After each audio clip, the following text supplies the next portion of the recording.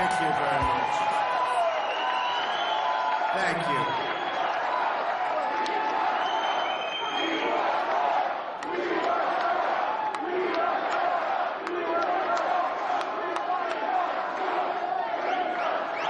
Wow, that's a lot of people up there. Tremendous. Thank you very much. I want to just start by thanking your great governor, who 22 years, the all-time record, but he's a fantastic guy, and to be here, been my friend right from the beginning. We had a good chemistry together right from the beginning. So I want to thank Terry for being here, and I want to thank your Senator, Joni Ernst. What a woman, what a great person, and her beautiful daughter and husband. They're here someplace, I don't know where they are, but they are here, and I want to just thank them very much. You know, I've been watching these speeches at night, and boy, am I getting hit. I am getting hit, and they don't mean it, and there's a lot of lies being told, but I guess they have to do their thing. But I'll say this, we had a tremendously successful convention in Cleveland. Cleveland was amazing. And they call it a bounce, but we had a bounce like very few people have a bounce. All I know is I'm leading in the polls. We're leading in all of these polls. And we're going to make America great again, but I watched last night. We're going to make America better than ever before, believe me. But I watched last night, and they're not talking about the real world. You know, they're not talking about radical Islamic terrorism. They're not talking about borders where people just pour across. They're not talking about the crime, the kind of crime that we have in this nation. They're not talking about the fact that many people in our country are making less money today in terms of real wages than they were making 18 years ago. They're not talking about that. They're not talking about the fact that our jobs are leaving our country, that our jobs are pouring into Mexico and other countries. They don't talk about that. They don't talk about all of the problems we have in our country with education, where we're ranked very, very poorly nationwide in terms of locals, in terms of education on a worldwide basis. We are ranked so poorly, and they're not talking about that. They just don't talk about it. So I'm watching as everything is hunky-dory, everything is wonderful.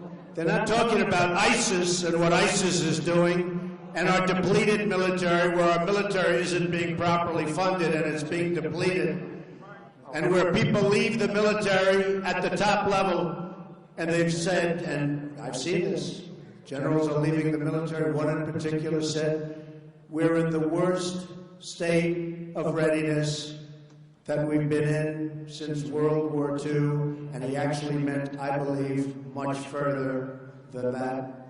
They don't talk about that. They're not talking about it. They're not talking about Obamacare. We're in Texas. They just had, going through Blue Cross Blue Shield, a 60% increase. And on November 1st, folks, you're going to see numbers that you're not going to believe, because Obamacare is a catastrophe. It is an absolute catastrophe. And you're going to have increases. Now, here's the problem. They want to make it December. We can't let that happen, because we know the numbers are going to be astronomical, record-setting numbers, increases. And it's election-changing numbers. Now, we don't want to change the election because now we're leading, but these are election-changing numbers. And we want to have those numbers revealed prior to the election on November 8th, okay? We have to have those numbers revealed. And they will be revealed. And they will be revealed. So we're not talking about the real world. When I watch the folks, you know, they want to be optimistic. They were saying, and we did really well, and got a lot of good accolades on what my children said, what the speakers said, what I said. But, you know, the haters were saying they couldn't say too much bad. They liked the delivery, they couldn't say too much, but what they did say, and it was very strongly stated, they thought my speech was very dark. They all used that same term, very dark. And I said, actually, it wasn't dark, it was very optimistic, because I explained the problem, and then I explained how we're going to fix it, or at least stated that we're going to fix it. I think it was a very optimistic speech. I think it was very optimistic. But I watched last night, and it was like all beautiful roses. Folks, we owe $20 trillion. It's going to be 21 trillion very, very soon. It's going to be, the numbers are astronomical. Astronomical. The numbers, you know, if interest rates ever go up, and you're going to start taking a look at this kind of a number, that's going to be a number that's going to match most of the other numbers that we have, which are so catastrophic. I mean, the only thing we have is the fact that we have low interest rates and we're not paying as much as you would normally be paying on this tremendous amount of debt. We're going to have to be very, very careful. We have a very fragile situation. Obama didn't mention that during his 8 years now, almost 8 years, our debt has doubled. He didn't mention that, doubled. So you're talking about years and years, and then in 8 years it doubled. Nobody mentions that. And when you think of it, we doubled, and yet we're cutting back from our military. We're taking away from our military at a time when we most need protection. We have to take care of our military. We have to take care of our vets, but we have to take care of our military. So they just don't mention it. And then when I talk about, as an example, NATO, the money that we spend, we pick up 73% of the cost of NATO, and I'm a fan of NATO, but there's only 5 out of the 28 countries that are paying what they're supposed to be paying. So we're taking care of vast billions of dollars. We're taking care of NATO to protect other people. In other words, we're paying to protect them. Wouldn't it be nice if other people would pay and we could, like, do things like properly? And when it's reported, the press never reports it the way it is. They'll say Trump doesn't like NATO. You saw the headlines a few weeks ago. Trump doesn't like NATO, wants to end it. That's absolutely false.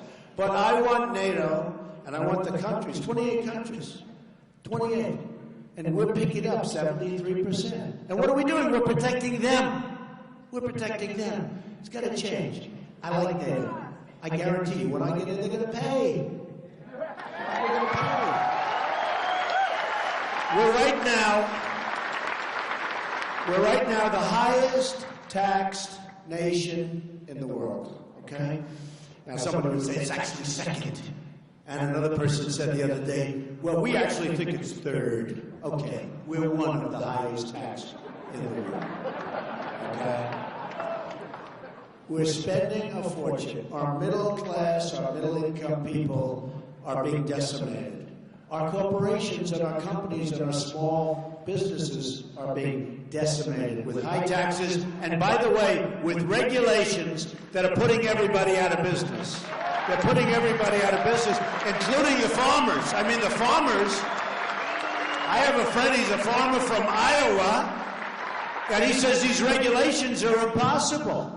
And every week they have new regulations coming down. And he's a farmer, a very good guy, successful guy, loves, all he wants to do is be a farmer. He doesn't want to have dinner with me. He doesn't want to watch the debates.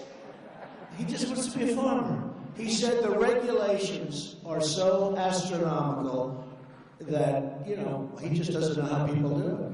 And that's for farmers, and that's for the mines, and it's for energy, and it's for everything. It's become like a cottage industry, putting people out of business. And you know, we're competing with other countries, and those people don't have these problems. They don't have these kind of regulations. And by the way, some regulations are good. We need safety. We need clean. mean, I want clean air and water. We want things to be proper.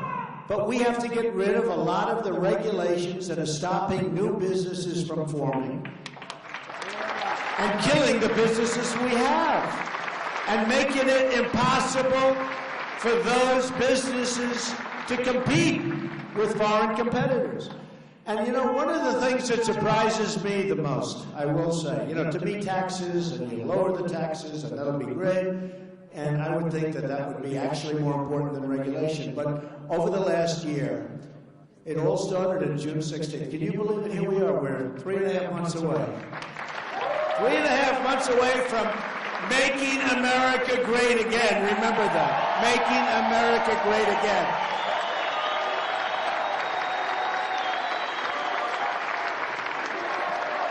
Thank you.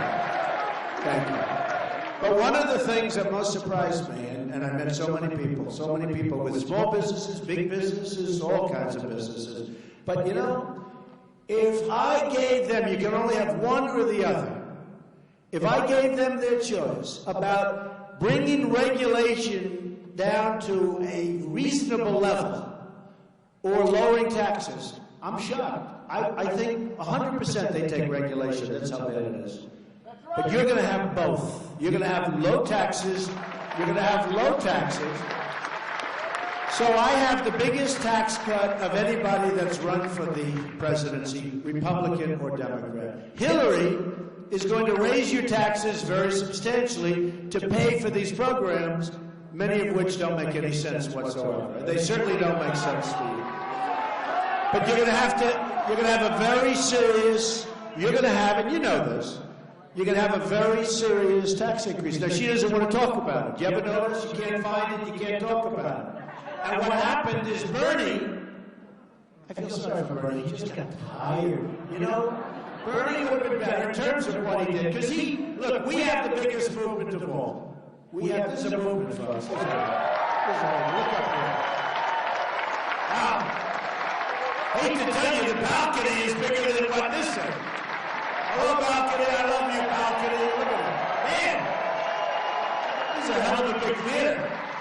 What kind of a theater is this? This place is big. That is amazing. Look at the size of that balcony. I don't think we have a balcony like that in New York, if you want to know the truth. It's unbelievable. Thank you. Thank you very much. Thank you very much. But we have to start making moves now. We can't go for another 4 years of Obama because that's basically what crooked Hillary Clinton is. We can't go for another 4 years of Obama. People are tired of it. People are tired of not being able to knock out ISIS. They're tired of it, okay? They're tired of it. People are tired, we're fighting, we don't get along with anybody, and yet we don't get along with China, but they rip us off. We don't get along with Russia. Wouldn't it be nice if we actually got along with Russia? Wouldn't it be nice? I mean, is there something wrong? And then we say, let's go get ISIS. Let's go get ISIS right now. Let's go get them. Let's knock them out. And by the way, you're going to pay for a big chunk of it. And we're going to get other countries to pay for it. Because at almost 20 trillion already, we got to work on getting that down. For the sake of your children, for the sake of the country, we have to start getting it down. But you know, if you look at what goes on, the costs are tremendous when you have these battles, many of which we shouldn't be having. This should have been knocked out a long time ago. We fight politically correct wars. We let people know we're going to be bombing. How many times have I said keep the oil? Keep the oil. We shouldn't have been in Iraq in the first place. I was totally against being in Iraq right from the beginning. You know, they like to say, well, maybe he wasn't. Let me tell you, right from the beginning, I said it's going to destabilize the Middle East. Totally destabilize the Middle East. Did it ever? But we shouldn't have gotten out the way we got out, because that was a total disaster. ISIS formed. Nobody knew ISIS. Remember, our president said they're the JV, no problem. Okay? But we're going to make them the JV. We're going to make them the JV. But right now, they're not majority. Right now, they're not majority.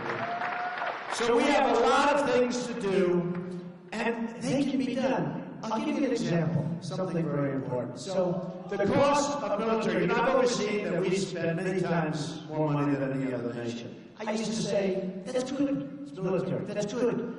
By the way, vets, we're going to take care of you. Good.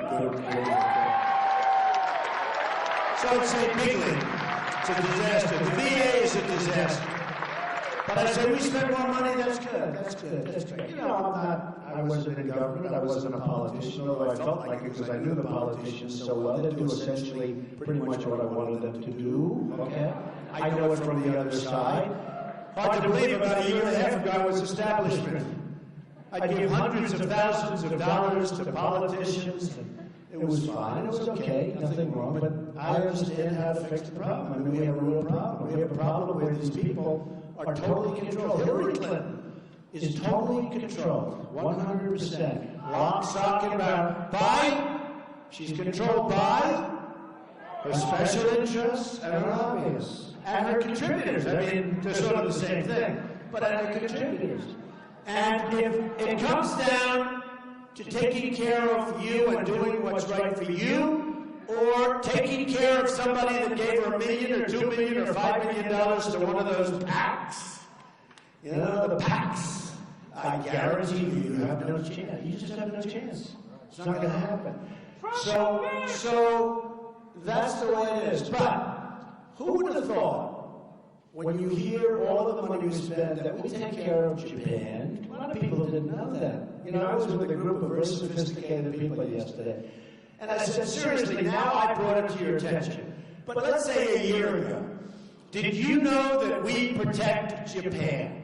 Did you know that we protect Germany? These are behemoths. These are magnificent machines. These are great countries. They send cars from Japan. You go out to I was in Los Angeles. They have ships, the biggest ships I've ever seen, with cars. And it's like NASCAR, Brian France. Brian France owns NASCAR. I love NASCAR. So I say, they drive off those ships like NASCAR. They're coming off those ships one after another from Japan. And by the way, I'm free trade. And you do business, and you send beef. But it's hard for you to send the beef, because they don't always want the beef. When I'm president, they're going to want your beef, okay? They're going to want everything that you're sending. They're going to want everything that you're sending. Right now, they send it back. They don't want it. You want to see an imbalance on budgets, and you want to see a trade imbalance. I mean, it's this floor versus that ceiling. You send beef, and guess what? They send cars by the millions. Folks, we're going to balance things out. We're going to have everything open, but we have to be treated with respect. We have to be treated right. But when anybody, you're going to make a lot more money, and it's going to be fair, because our jobs and our blood and our money is sucked out of our country by incompetently drawn trade deals. But who would have known that we take care of these countries? And we take care, as an example, of Saudi Arabia. Saudi Arabia has nothing but money. If we wanted Saudi Arabia, they wouldn't be there for a month. You know what take them over? Iran. Because we made Iran. You know, Iran was a struggling country. It was getting nowhere. Every year they were fighting with Iraq when Iraq was strong before we decimated that country. So they were fighting. And they'd fight. 10 feet, 4 years, 5 years. Gas would be dropped by Saddam Hussein. Everybody would complain. They'd stop fighting for a little while, they'd rest, and then they go back to fighting. Okay, this is what they did. But they balanced each other out. So we decimated. Now what we've done with this Iran deal is made Iran a power. So we're giving them $150 billion. We would have never done that. I would have said, sorry folks, we don't have the money. Sorry. Don't have the money. No problem. We don't have it. And I would have said before we started the negotiation, I would have said to them, listen, before we start, you got to let our hostages go. Not at the end. And the Persians, they're great negotiators. They would have said no, 100%. They would have said, no way. I would have said, you got to do it. Look, your country doesn't care and our country does. Looks bad. We can't have a negotiation when you're holding the hostage. So they would have said no. To which I would have walked. I would have left the room. I would have said, bye-bye. Enjoy yourself. Bye-bye. And I guarantee you the plane doesn't arrive back in the United States before it has to turn around and go back. And they would say, absolutely, because what I would have done is I would have said, let's double up the sanctions. As soon as I double up the sanctions, you don't even arrive back. You just go right around, and now you start your negotiation. Second thing I would have told them, before we start, sorry, we can't give you the $150 billion back.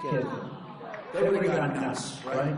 My father taught me, he said, son, you're too tough, you're too rough. You gotta take the lumps out. I tell the story to people like this. My father was a great guy. He was a tough guy, but he was good, and he had a great heart. Great heart. But he was a good negotiator. He'd say, you're too tough. You gotta take the lumps out. So, let's say I didn't have Fred Trump as a father. Let's say I had another father, but he wasn't into, negotiation and business. So I would have walked in with my person. I would have said, we're not giving you back the $150 billion, you're not getting it. Do you understand? And they would have said, the same thing back to me. And you never get together. I mean, or it would take a hell of a long time for them to have recovered. Now, a little bit different because of Fred. Take the lumps out. I would have said, fellas, sadly it is all fellas. I hate to tell the women. They haven't figured out that the women are smarter than the men, so they haven't figured that out. They will in about 100 years.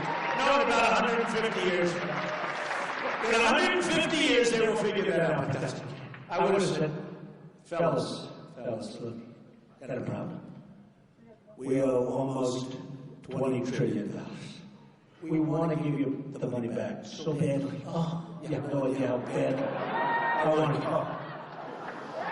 I can't sleep at night wanting you to give that money back. But we don't have it. It's not fair. It's not fair. So we're not going to be able to give you back the $150 billion.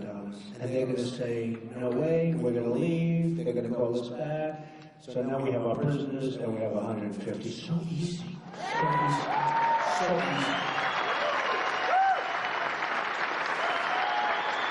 But instead of that, we've made them a power, a tremendous power. So without us, Saudi Arabia would be gone. We're fighting in Yemen. And we're fighting, who are we fighting in Yemen? We're fighting Iran. We're fighting people we just made this horrible deal with. And when they asked Secretary Kerry, which is essentially the same thing as Hillary Clinton, because she's the one that got that crummy deal started, okay? Crooked Hillary. I wonder if they have any deals with Iran. Anybody know, do they have any deals with Iran? I wouldn't be surprised. But when they look at it, we say, let me ask you a question. They asked it. We're fighting in Yemen, and we're fighting Iran. So, just out of curiosity, why didn't you settle that as part of the deal?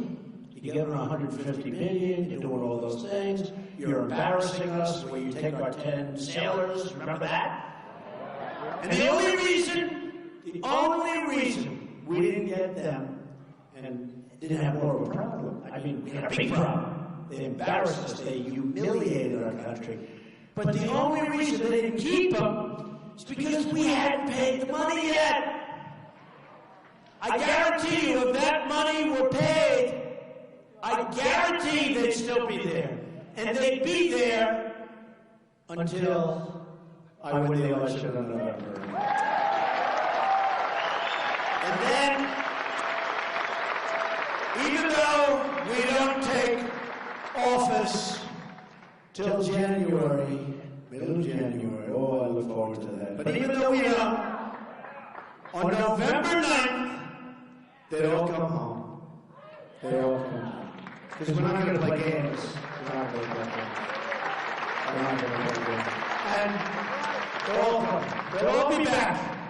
They'll all be back. That was a terrible humiliation. Now, just by luck, had that money been paid, but it hadn't been paid yet, a lot of the, the money.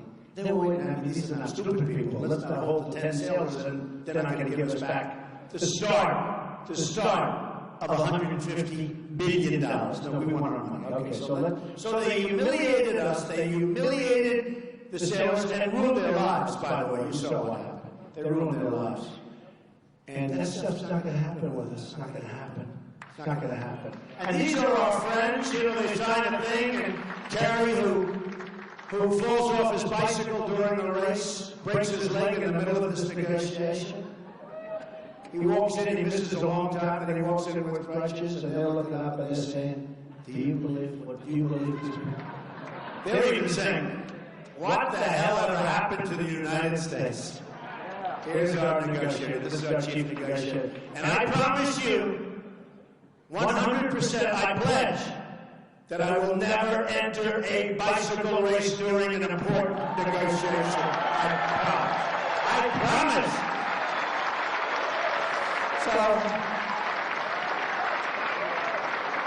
So it would be a lot different. It would be a lot different. The biggest problem with Iran is, you know, so much of that money has already been, is gone. You know, I hate to say, people say, what could you do? Say, oh, don't worry about it. But the money is already there. It's like terrible. So we created this powerful country. We created, and they're going to have nuclear. They're going to have nuclear, 100%. We've created this power. One of the worst deals, I don't mean between countries. I mean, it's just one of the stupidest negotiations I've ever seen. If you study that at the Wharton School of Finance or at the Harvard Business School, you would see that they should use it as a case study. We never walked from the table once. We'd say, we would like this. They go, no. Oh, we'll take less. No, we want this. Oh, that's okay. We'll take it. This is the negotiation. This is what and did you ever see a negotiation last so long? It never ended. You know, in all fairness, we're not sending rockets to the moon. The thing never ended. They go back, forth for years. And the bottom line is, we got fleeced. Now, when you have people that you're negotiating with, and the deal isn't even signed, it's not even done yet, and you see in the cities, in Iran, in Tehran, you see them dancing in the streets, and burning the American flags, and calling us stupid, wouldn't you say that's an indication we're not making such a good deal? That had no impact. That had no impact, honestly. That had no impact on our country. That had no impact on President Obama. Had no impact. So anyway, that's one of the things. So you have Saudi Arabia that we protect. Now Saudi Arabia's in trouble because if we don't protect them, right? It's going to be, you know, with Yemen, because Yemen has one thing that they really want, it's called a long border. They want the oil. And Iran wants that long, beautiful border. They don't want Yemen, they want that long, beautiful border to Saudi Arabia. Okay. So we protect Saudi Arabia. How about this? We have military bases in order to protect them. They were making $1 billion a day when the oil was up. Now they're making less, but they're making a fortune. But they were making $1 billion a day. They have nothing but money. I'm not knocking anything, but they have nothing but money. So we're protecting them. And we have military bases. How about this? We pay rent. We pay rent. Who's the genius that we pay rent? To protect them, we're paying rent. And they don't know rent. How stupid are we? How stupid are we? You think Hillary Clinton is going to understand this stuff? She's not going to, because it's not instinctual. And even if she did, the people that fund the campaigns, will say you can't do that. They gave you a tremendous amount of money for your presidential run, and you can't do that. And she'll say, you're right, I can't do that. Now here's the story. I funded my primaries. I'm funding millions of dollars in the general. In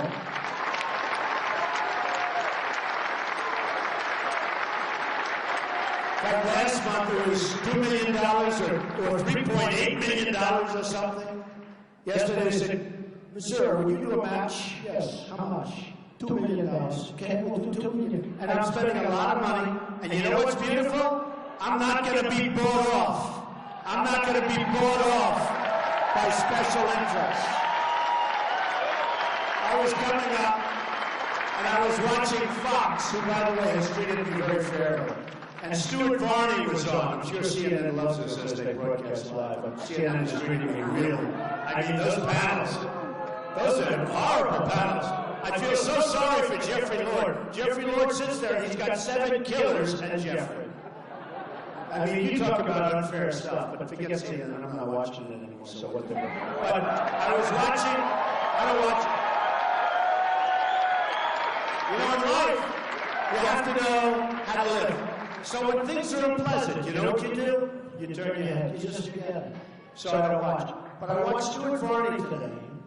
He was taking Neil Cavuto's place for a little while. And they were talking about all the money pouring into Hillary's campaign. It's all Wall Street. So much Wall Street money. And then they said, but Trump money, not Wall Street money. And they have lists of it. He's taking very little from Wall Street. In other words, the people that are putting up that money are going to have tremendous influence. I don't want any influence. I want to do the right thing for you. I want to do the right thing for you.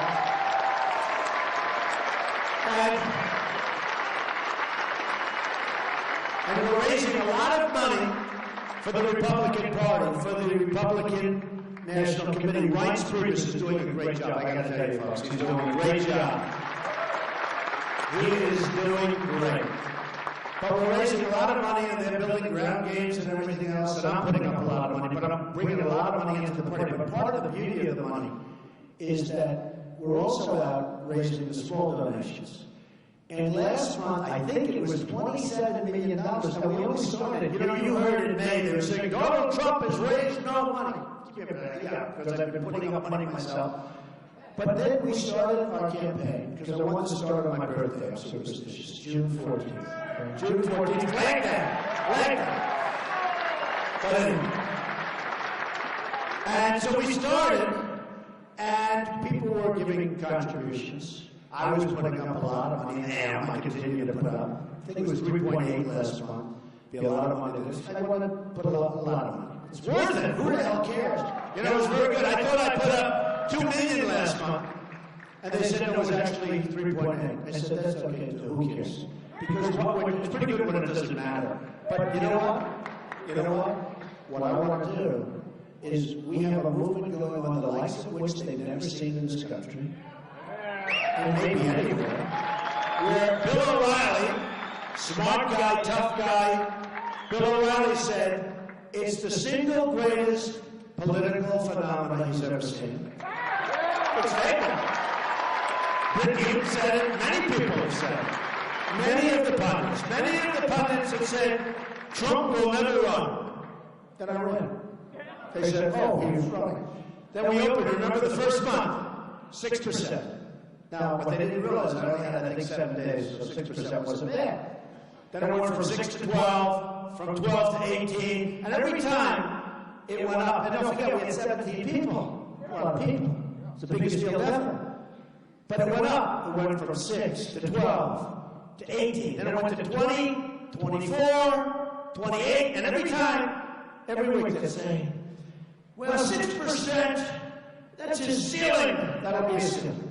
He won't go any higher than 6. You know, these are guys that get paid probably $500,000 to sit there and tell people to go fight in Iraq.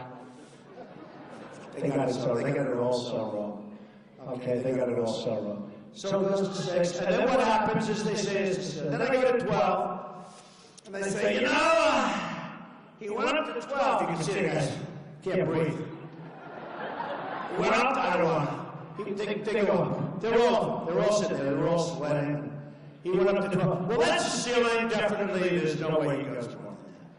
Now it goes to 18. Oh, man. This is brutal. But that's the ceiling. No way he could go higher than that. Don't forget, that's 18 with 17 people. That's a lot. Next month it goes to 22, 24, 28. And every time they say that's the ceiling. Then it got to 32, and they said, man, you know they want to say a horrible word. Like, but they didn't want to. You know they want to.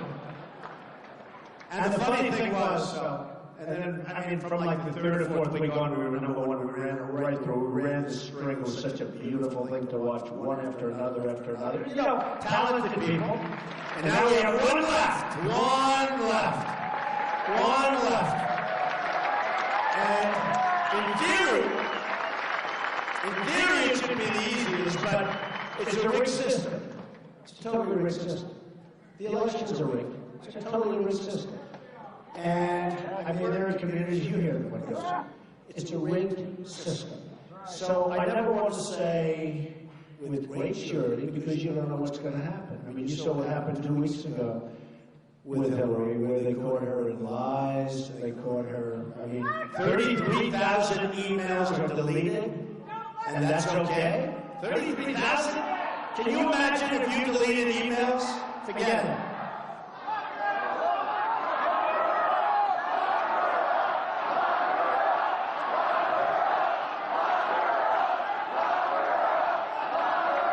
Let's beat her on November 8th, that would be.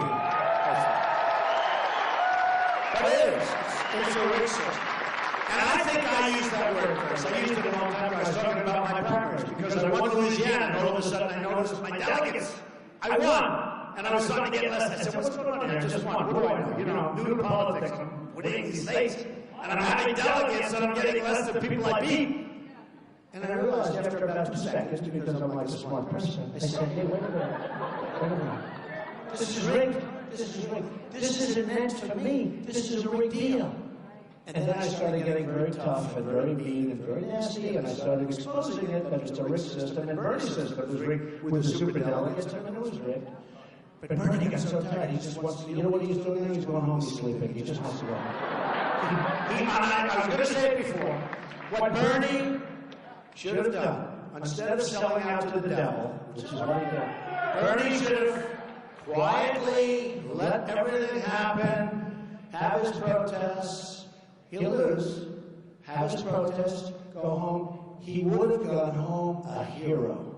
Really. Now, he's on the other side of the equation, except with one thing, trade. He's the only one that gets it. Trade. He was right about trade. And he and I were right about that. The difference is I can do something, I'm going to make phenomenal deals. He can't do that. He won't do it. It's not his fault. But he was right about trade. He's saying our country is getting ripped off in trade, our jobs are being taken away, we're losing our companies, all that stuff. Okay, he was right about that. So Bernie was right. But Bernie got tired, and he made a deal. And I was so surprised to see that he made that deal. Because his legacy would have been much stronger had he not made that deal. Had he gone in and said, I'm sorry, I can't do that. Then they pick Tim Kaine from Virginia, who really is like the wrong guy for Bernie. And I want to say, you know, I don't care. I mean, he said a lot of things about me. I never met the guy. Donald's this, he's that. Someday he'll meet me and he'll tell me. I mean, the things that were said about me. I mean, should I go through some of the names? You know what I wanted to do? I wanted to hit a couple of those speakers so hard. I would have hit them. No. I was going to hit them, so I was all set. And then I got a call from a highly respected governor. How's it going, dog? I said, well, it's going good, but they're really saying bad things about me. I'm going to hit them so hard. I was going to hit one guy in particular, a very little guy. I was going to hit this guy so hard, his head would spin, he wouldn't know what the hell happened. And he came out of nowhere. He came out of nowhere. They make deals with me. Would you help me with this? Would you make this deal and solve the problem? I solved the problem. I do a great job. I was going to hit a number of those speakers so hard, their heads would spin. They'd never recover. And that's what I did with a lot of, that's why I still don't have certain people endorsing me. They still haven't recovered, okay? You know? Most of them are. I'll tell you, we have great endorsers. Ben Carson is a phenomenal guy. He endorsed me. I love it. We love Ben. Chris Christie, great. Marco Rubio endorsed. And Marco's doing well in Florida. Marco's, by the way, doing very well in Florida. And we're leading in the state of Florida, big league. But Marco's doing great. And Marco endorsed. But some of them hit so hard they have not, you know, just, and I sort of, even though they signed a pledge. They signed a pledge saying, you will, if you sign this pledge, you will endorse the candidate of the party, whoever wins. And a number of them did it. Okay. So when I'm getting hit, he goes, Should I hit these people? No, I won't. But so here's what happened. So this very, very great governor, like your governor is a great governor, this very great guy's a friend of my governor. How's it going? I said, man, I've been hit. These people are hitting me. I'm going to go. And I was all set. I was going to go, and I was going to talk about each individual one of them. I was going to say that de Blasio is the worst mayor in the history of the city, but I will say, oh, he's a terrible mayor. Probably won't be there too long because he's got problems like you wouldn't believe. But he's a terrible mayor. But I was going to say that, but now I won't say it. But I was going to talk about other people so viciously because I have so many things to say.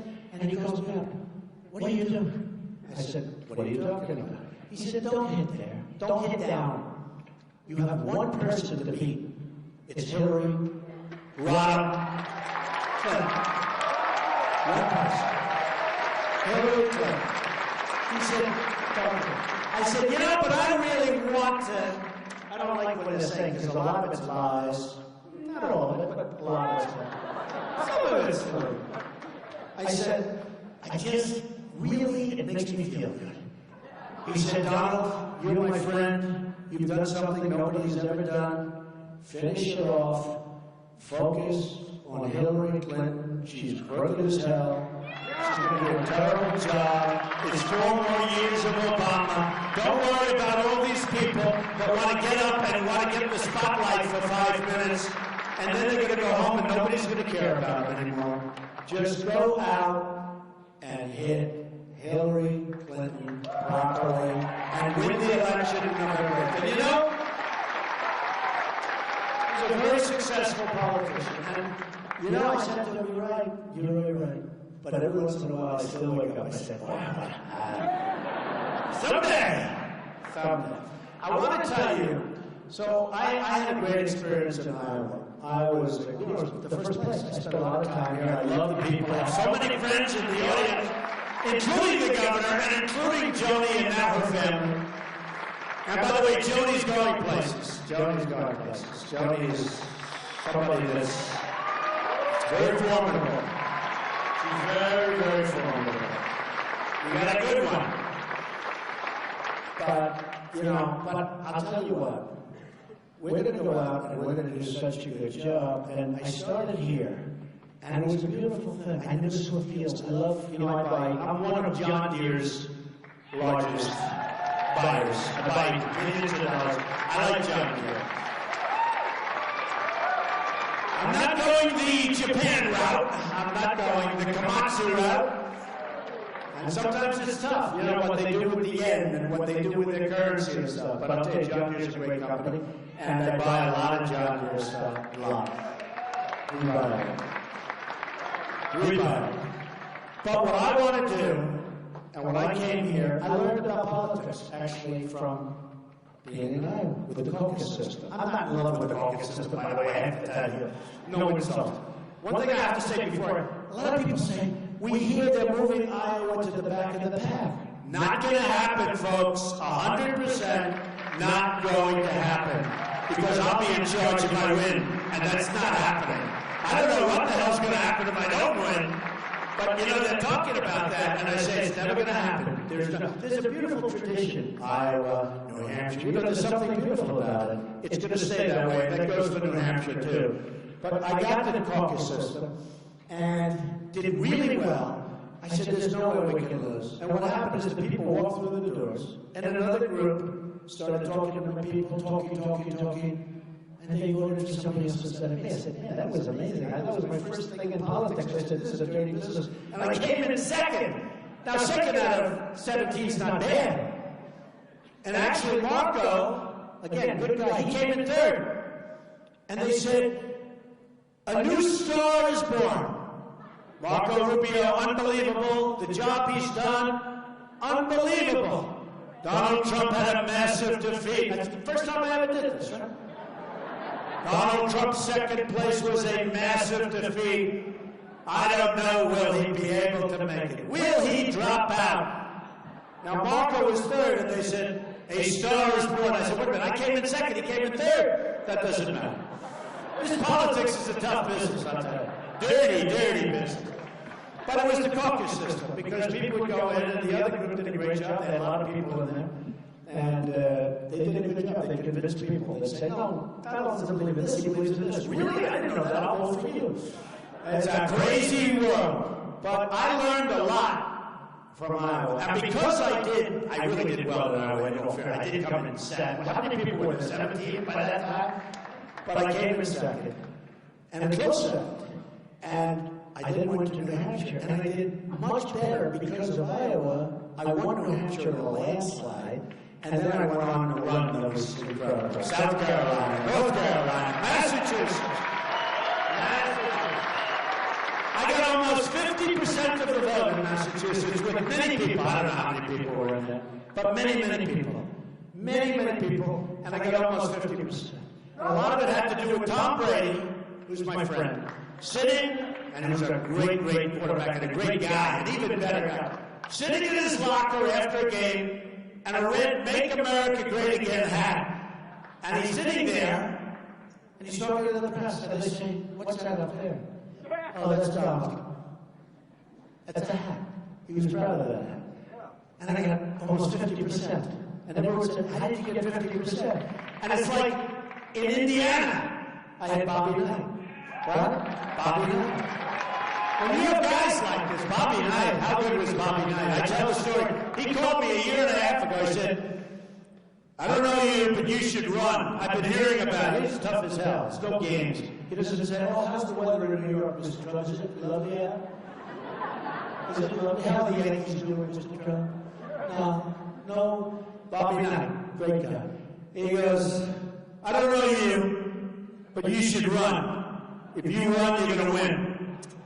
I said, you know, Coach, I'll tell you, Coach, here's a guy who won 900 games, 3 national championships, won the Olympics, won the Pan Am Games, and he had the last undefeated team in college basketball. Other than that, his career has been so-so. And they love him in Indiana, I'll tell you. And I love him, but he said, you should go. So I checked and it wasn't even all that stuff. So I said, give me a number, Coach. I put it down. Then, like a year later, I win New York, I win Pennsylvania, I win all these states, like by massive numbers. But if you remember, Indiana, that was going to be the place. That was what they called the firewall. It was a firewall for me. I said, a friend of mine came up and said, did you ever speak to a guy, Bobby Knight? I said, you mean the coach? It was a year ago, right? I said, yeah, he called me. He thought I should run. He said, man, if you could ever get the endorsement of Bobby Knight. I said, I think I could. And I told the story. I have this massive pile of papers on my left. Massive. With all different things. You know, you ever have on your desk like certain things you sort of think you're maybe never going to use again, but maybe you will. It's sort of the same. I looked at this is not the computers that we're talking. I might be a lot better off. Because the way these computers, anything you put on a computer, people are going to find out about it. The old days were better. You write something down, you put it in an envelope, you put it and you hand it to somebody, and that's it. Now my son, who's 10 years old, he can crack any computer code. This is ridiculous. But I lift up this stack of papers. There's thousands, and there's his phone number saved right here. I call him up. He sees the number. I've been waiting for you to call. And Bobby was great, and we became real friends. And we went around Indiana. And I'll tell you, it was amazing. And we had a tremendous victory, and it was great. And that's what we need now. And by the way, speaking of victory, another victory I had is choosing Governor Mike Pence. So, just before I leave, I want to tell you 2 things. It's very important. We have, you know, this is, can you believe I do like 3-4 stops a day? I'm like, you know the way I look at it? I have 3.5 months. 2 weeks ago, it was like, we hit 4 months. When I started, I guess it was a year and a half. But now it's like 2.5 months, 3.5 months. And I said to myself, why would I want to rest? I can rest a little bit. Don't worry about it. If I win, I'm not going to rest either. Okay, don't worry. Don't get nervous like a politician. You know, we send them out to Washington, they become different people. They were going to end Obamacare. You had some in the state.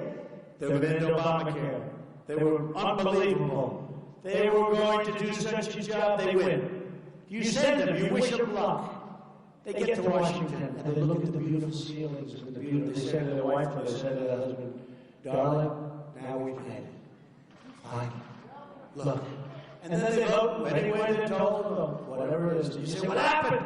What happened? Don't worry, that's not happening with Trump. Okay, I promise. I promise. But two things. Two things. Supreme Court justices, so on. Okay? I don't have to really go into it.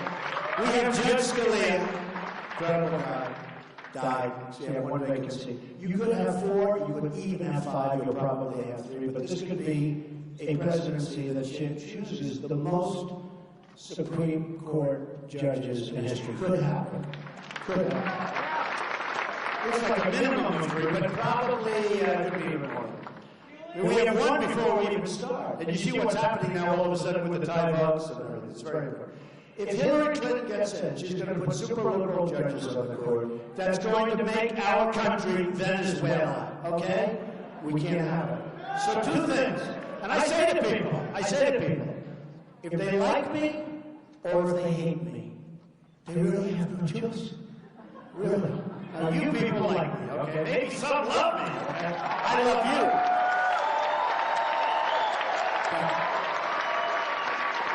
But Supreme Court judges. So I wasn't getting a lot of traction with that. It was very interesting. It was 4 months ago. And because I'm not a politician, a lot of these people that are very conservative were very concerned. And good people, but they were concerned, well, how do we know he's going to pick the right judges? Like they picked the right judges in the last. If you take a look at some of the judges that were picked, believe me, I could have done better. You know what I'm talking about. I mean, look at 2 or 3 of the judges that were put on that were going to be conservative. They turned out to be not so conservative. Okay. So, don't tell me. But I said, I had an idea.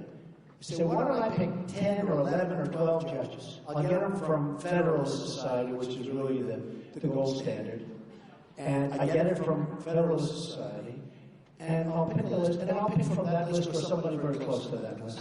And I'll put out the list publicly, and I did it, and everybody felt good about it. I did it, and that's what's going to happen. These are great judges. Values, conservative, great values, conservative. So Supreme Court judges is 1. The second thing is TPP. We are going to not approve these horrible trade deals. You have to remember, NAFTA was signed by Bill Clinton. NAFTA is probably the worst economic trade deal in the history of the world, not this country.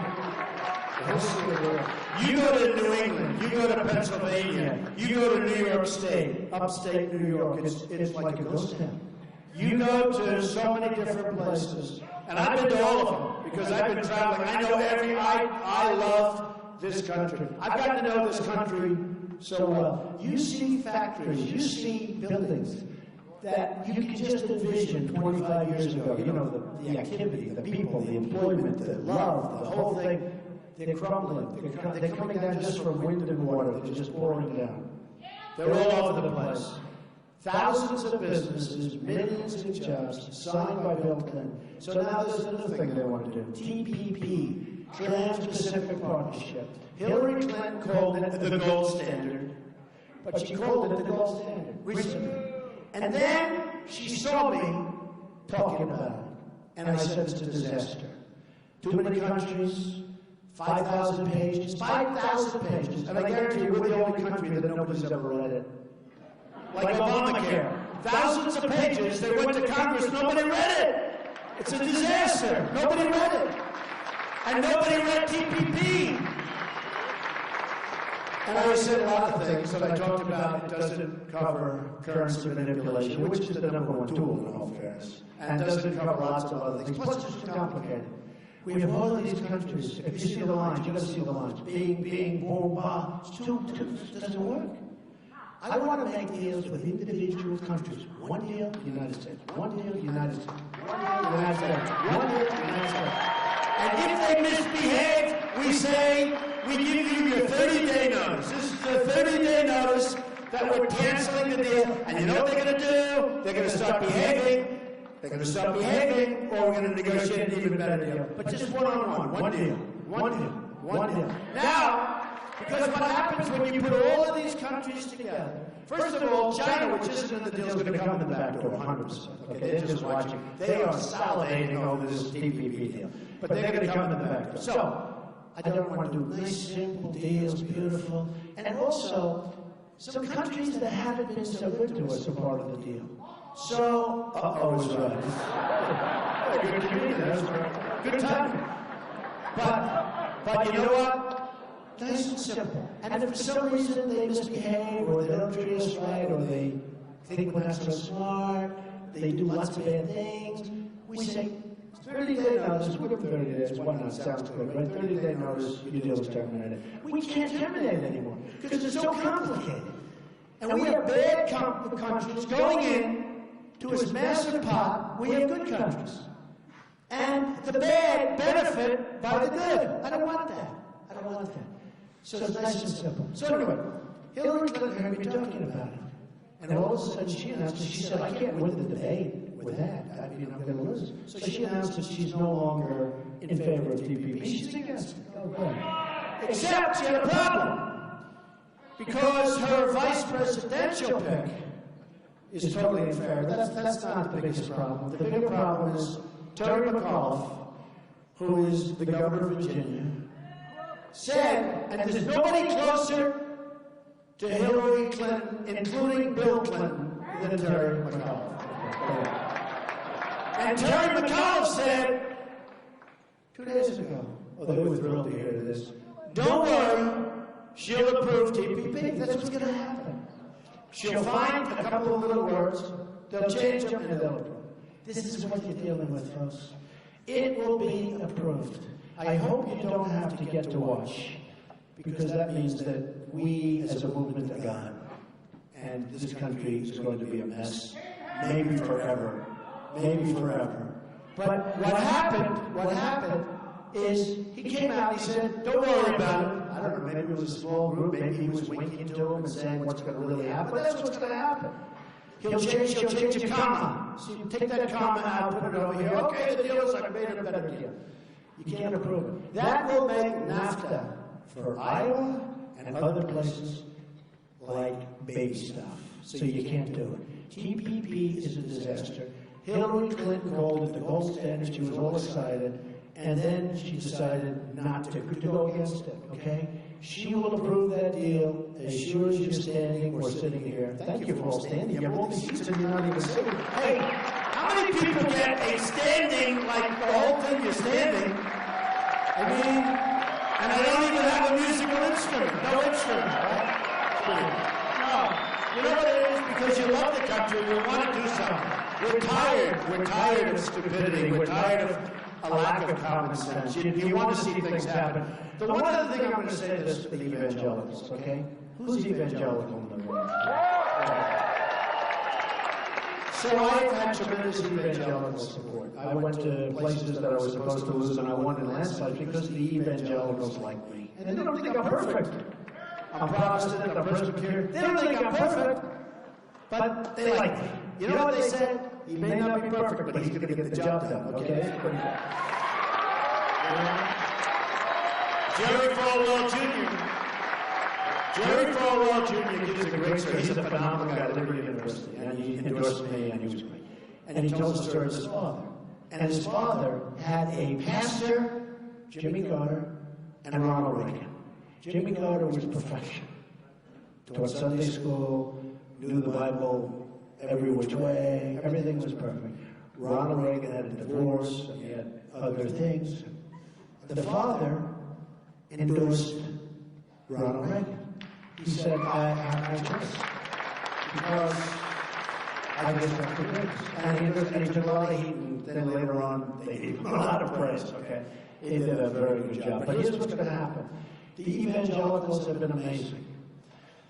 And I had 15 pastors and ministers and rabbis in my office numerous times. And they're so supportive. And these are tremendous men and women.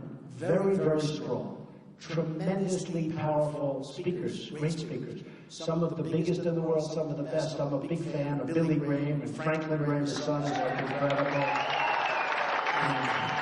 And Pastor Jeffers has been amazing. Pastor Jeffers, and he's the one. Pastor Jeffers gets on television, and he said, Donald Trump may not be perfect, but I'll tell you, he's our not perfect. And I said, I think that's good. But anyway, so I have like this tremendous group of people. And I had 50 of them in this big conference room in my office at Trump Tower. And they're all incredible. And they were praying and talking. And then I said, well, I'd love to get your endorsement. They go, what? I said, I mean, you love me. I can see. I get it. Well, we can't do that. I said, how is that possible? And they didn't even know because they got so used to this. Their voice has been taken away. Religion's voice has been taken away.